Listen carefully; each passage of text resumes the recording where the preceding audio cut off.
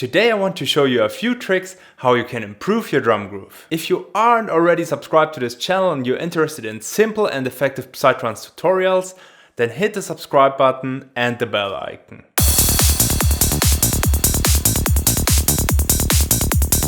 First I want to show you some drum grooves from different projects, and then we will look a little bit deeper into the different drum groups, and I will tell a bit about the mix and how my workflow is and what are kind of like the things I did wrong in the beginning and which improved a lot my drum grooves.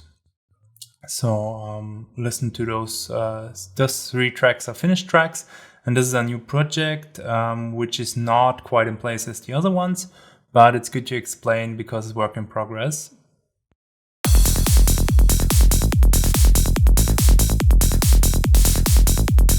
So what I can listen immediately out here, what is not really good in this drum groove, is the crash. You will notice the difference when I play some of the other grooves I did. And I don't know if you noticed, but there's kind of like a variation in the snare. So you can also listen in the next groove because there's the same variations. We will also look at that.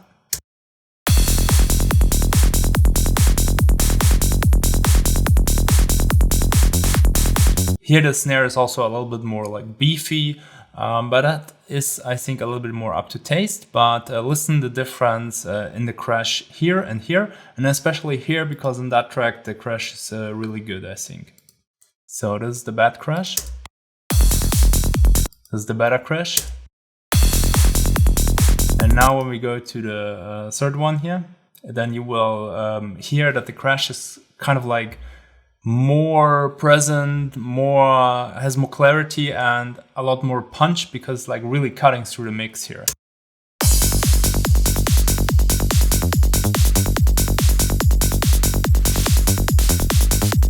And so this is already like the first point I want to mention. So the crash is like really important in the sections after the drop, that you have a crash which is carrying a lot of energy.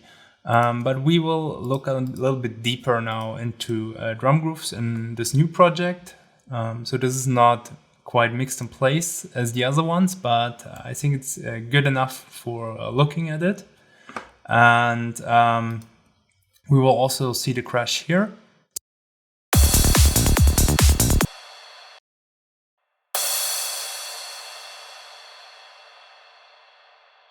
You can hear the crash is going really long, and it's kind of powerful.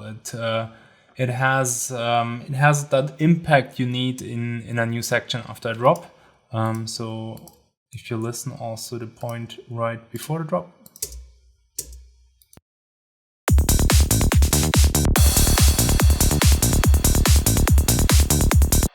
So this is the first message of this tutorial. You need to choose the drums for a specific reason. So for example, the crash is something which carries the impact over, and I will show you more in the closed hi-hats, where you also need to take a lot of intention in it. But before we go here, I want to show you something in the snare. So as most of you know, so this is like quarter notes. Kick is playing here, 1, 2, 3, 4. 1, 2, 3, 4. So we have a snare playing at the 2 and at the 4, and that's basically what I did as a beginner, but where most beginner tracks stop. You need to kind of like create a little bit more rhythm to have your snare interesting. So you can place basically copies of the snare, and whatever you make them like half, or you reverse them, or you do 2 shots, or whatever you like, or you let them glitch. But bring some variation in here. Listen to that snare loop here.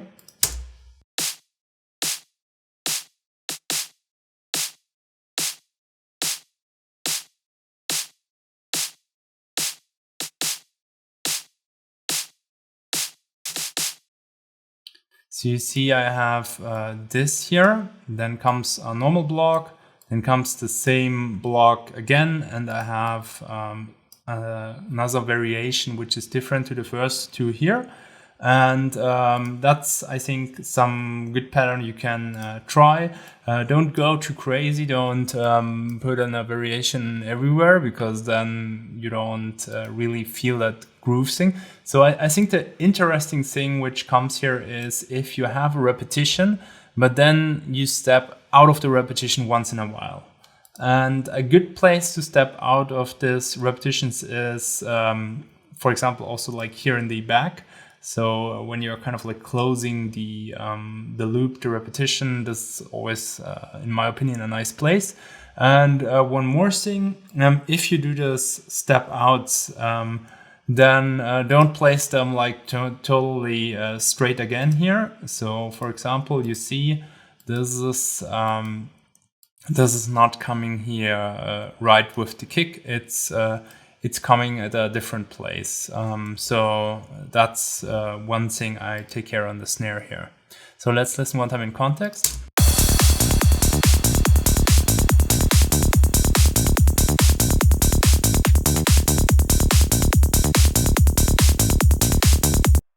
And one thing which is also really nice in my opinion is if you match the drums a little bit to the bass line.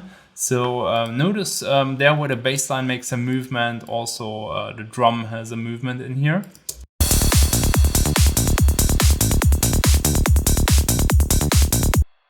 I mean, it's not always completely with the bass line, because as I mentioned, I left this here more straight here.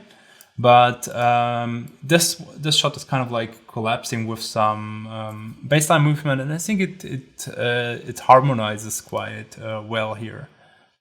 Okay, so the snare is also the first drum I'm starting with. So this is, I think, one of the more important ones with the crash, which I basically do the last, but I explained it here first because it's coming like as the first drum you hear in that loop. And the second most important is, in my opinion, the open hi-hat, because it gives also that kind of like driving vibe to a track. And I sometimes layer my open hi-hats, like here, that I combine like multiple open hi-hats, and then I resample them to audio. And the reason why I'm resampling those is because if you record them, then sometimes you have, for example, like fragments like pre-ringing from EQing, or they are not quite on time. And by bouncing them to audio, you can shift them and you can remove all the stuff you don't need here. So let's quickly listen to the open hi-hat here. When you layer the open hi-hat, then you need to be like really careful that you don't get phasing. You can listen phasing basically if it starts to sound a little bit like hollow, like if you're blowing into a flute or something, then you have quite a lot of phasing in here. In the beginning, because I'm also not really good at layering drums, I would rather avoid it and just go with a good open hi-hat you find. And for the open hi-hat, you want something which is quite driving and pushing forward. And if we look a little bit at the spectrum here, you see we are going quite down here to like 150, 200. So I would avoid to include only that top parts in the drums, as you see in many tutorials, because I think it's then missing important frequencies which push your groove. So that to the open hi-hat. And the open hi-hat, I don't do any weird grooves. Maybe you can try, but I don't. Next from the open hi-hat, I go to the closed hi-hats. And on the closed hi-hats, I usually go very easy. I know I have one tutorial where I show you how you can create a little bit more random hi-hat groove. And you can use this kind of like randomness if you want to create top loops. But recently I started going more simple with my hi-hats. And one thing which I can recommend you is that you choose a hi-hat for every position here, and then you are very repetitive. And with every position, I mean like every position in one quarter note. And so the first position is the position of the kick. You want to have a hi-hat which is basically masking that high pitch from the kick, or at least if you want to mask it a little bit, and which supports the kick. And I usually go for a hi-hat which is not too strong and crazy, which is more like a softer one. Let's listen for it. So this is the hi-hat I chose for this position. And the next really important hi-hat is the one which goes with the open hi-hat. There are some guys who don't play closed hi-hat here in the position of the open hi-hat. I do, because I think it supports the open hi-hat. I either go with the same like here for the kick, or I choose a specific one which kind of like sounds a little bit already like it would be like an open hi-hat or has that flavor. But the most important thing is you need a hi-hat which supports the open hi-hat. So if you play them later together, you may need to rearrange this to find one which works really good with the open then. So let's turn both on here for now. I also take a lot of care about the velocity here. Usually I go like this. I play it with the kick together. And then I move the fader completely down and I fade it in until I like it.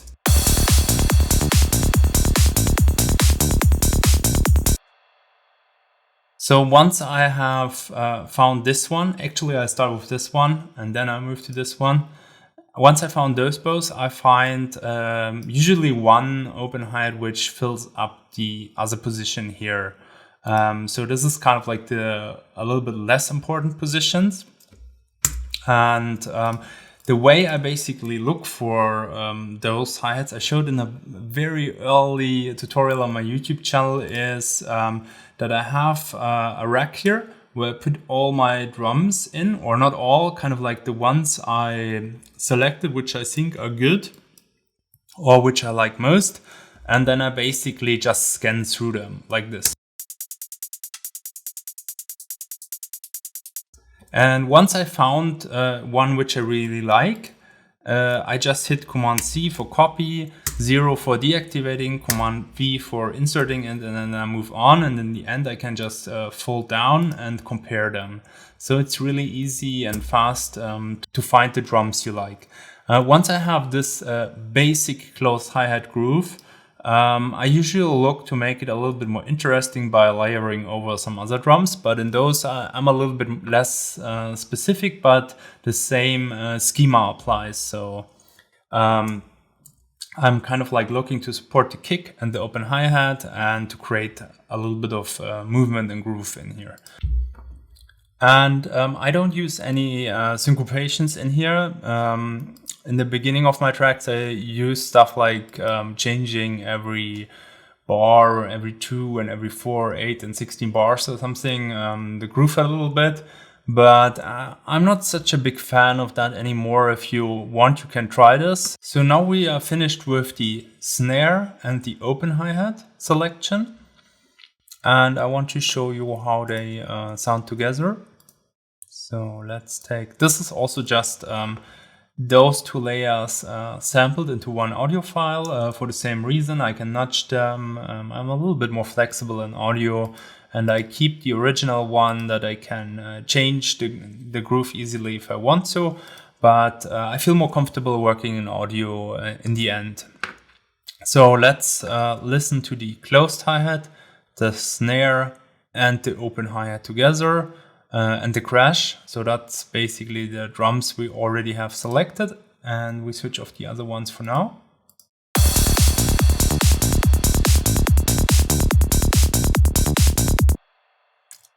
And now this is basically again where most of the beginner grooves stop, and it's really important to make it more interesting because this is not giving like a driving and shaking vibe. So you need more elements to get that kind of feet dancing. And listen to the difference when I put on these other channel for other drums. So this is like my main drums, and they are all centered also. So you see they are all dead center here, because I want them like really coming from the front, giving full groove, being fully mono-compatible and everything. And then I make them more interesting here, and here I also bring in the sides a bit more. And now listen to the difference when I turn off and on this channel.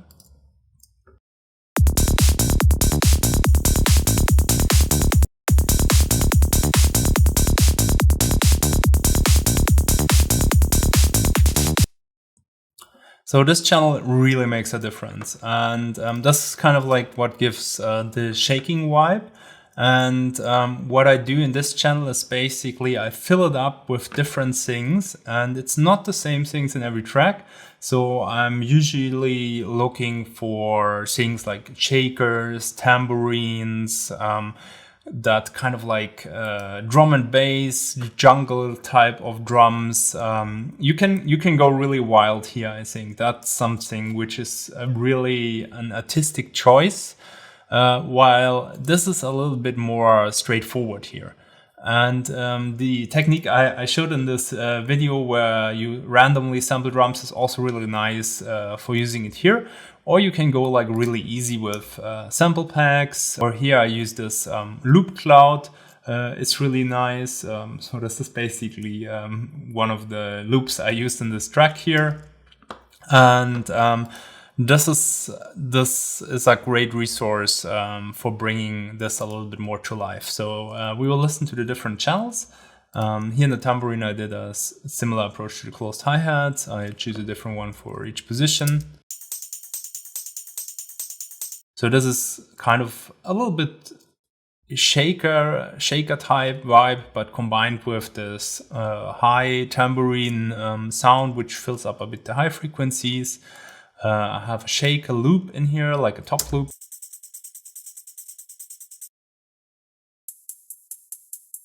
Some additional hats here. Then I have this, which is kind of like a groovy jungle type thing. And also this.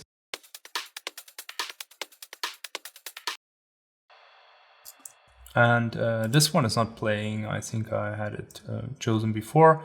But you see they all combine a little bit to this one assistance drumming group.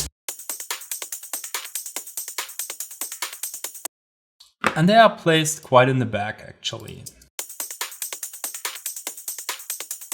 So they peak maybe here. I would probably reduce them a bit or compress them a little bit more, but mostly they are here below -42.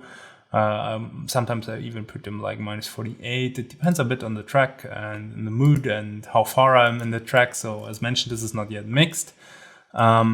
But you see they are not kind of like the first line of drums. They are more like to support the whole groove, and it really makes a difference. And on this channel, I also use a glue compressor, which I don't use on the other channels, because on the other channels I want to have a little bit more like dynamic range and not so much everything packed together. I want the main drums kind of like having their space and speaking, and those ones I want to have them like as one element. And to show you a little bit more here, sometimes I cue them like really heavily. I think on this one, no. Sometimes I even go like this, that I'm just taking like a certain part of the drum loop, which I want to take. And also in the loops, I'm looking that I find like a proper range. So some of the loops I think have been a little bit longer in the beginning, and then I shortened them. Or here you can see I replaced a part of the loop. So you really need to take your listen and then decide what loop you want to have, where you want to start. So you can shift the starting position maybe, and which frequency range you want to have and loudness, and then you combine this to your kind of like shaking groove, which fills up the whole drum spectrum. And here you can see that I went, for example, here in the balance to the left. Maybe actually I would put this more here. You see I'm going here to the left. With this one I'm going to the right. Sometimes I use this plugin, MSED from Voxengo. It's a free plugin. And there you can, for example, reduce the mids, push the sides a little bit. So